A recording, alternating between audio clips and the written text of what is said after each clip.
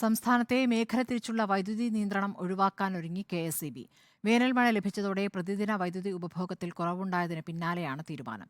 തുടർച്ചയായ രണ്ടാം ദിവസവും ആകെ വൈദ്യുതി ഉപയോഗം 100 ദശലക്ഷം യൂണിറ്റിന് താഴെയെത്തി.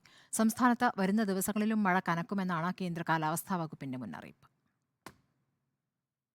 സംസ്ഥാനത്ത് പരക്കെ മഴ ലഭിച്ചു തുടങ്ങിയതോടെ പ്രതിദിന വൈദ്യുതി ഉപഭോഗത്തിലും വലിയ കുറവാണ് വന്നത്.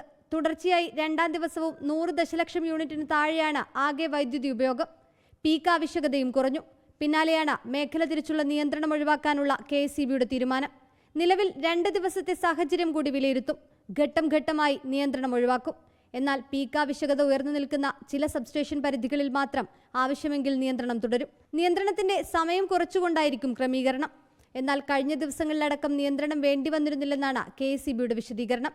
ഏതായാലും വരുന്ന ദിവസം കൂടി ഇതേ രീതിയിൽ വേനൽ മഴ കനത്താൽ വൈദ്യുതി പ്രതിസന്ധിയെ പൂർണ്ണമായും പിടിച്ചുകെട്ടാൻ കഴിയുമെന്നാണ് KSEBയുടെ കണക്കുകൂട്ടൽ. അതിനിടെ സംസ്ഥാനത്ത് പരക്കെ മഴ തുടരുമെന്ന കേന്ദ്ര കാലാവസ്ഥാ വകുപ്പിന്റെ മുന്നറിയിപ്പുണ്ട്. തെക്കൻ കേരളത്തിൽ മഴ കനക്കുമെന്നാണ് സൂചന. റിപ്പോർട്ടർ, തിരുവനന്തപുരം.